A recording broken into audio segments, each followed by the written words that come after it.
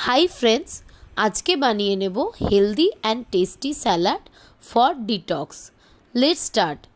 Healthy salad बानानोर जोन्नो आमरा निये नेब beetroot, cucumber, carrot, green capsicum, tomato, onion and lemon. এই সবগুলোকে আমরা কিন্তু ছোট ছোট করে কুচিয়ে নেব। এবার আমরা প্রথমে একটা ফ্রাইং প্যানে আমি একটুখানি বিট, গাজর আর ক্যাপসিকামগুলোকে কিন্তু বয়েল করে নেব। বয়েল হয়ে যাওয়ার পর আমরা এক্সট্রা জলটাকে কিন্তু ফেলে দেব। আর আমি একটা বাটিতে একটুখানি খেজুর আর ক্যাশিউকে কিন্তু ভিজিয়ে রেখেছিলাম মোটামুটি 1 ঘন্টা। এবার আমরা এটাকে পেস্ট করে নেব।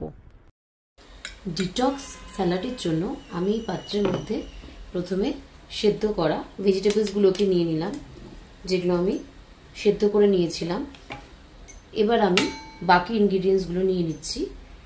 এখানে আমি টমেটো দিয়ে দিলাম, শসা দিয়ে দিলাম, পেঁয়াজ দিয়ে দিলাম আর অল্প একটুখানি উপর থেকে আমি লেবু রস কিন্তু দিয়ে দিচ্ছি। এবার আমি এর মধ্যে দিয়ে দেব ছোলে। এটা আমি অঙ্কুরিত ছোলা নিয়েছি, দেখতেই পাচ্ছেন।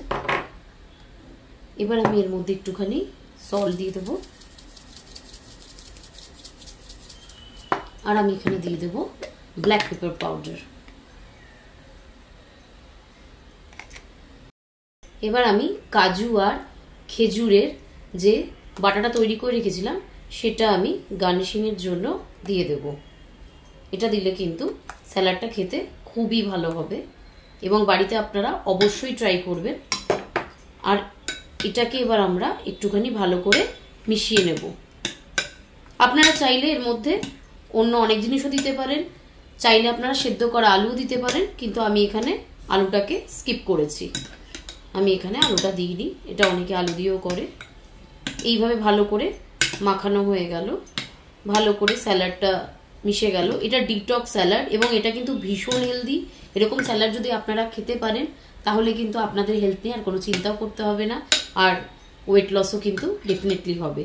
এবার আমি লাস্টে একটুখানি সিজমি সিডস নিয়ে নিচ্ছি, একটুখানি সাদা তিল আমি গার্নিশিং এর জন্য কিন্তু উপর থেকে দিয়ে দিলাম।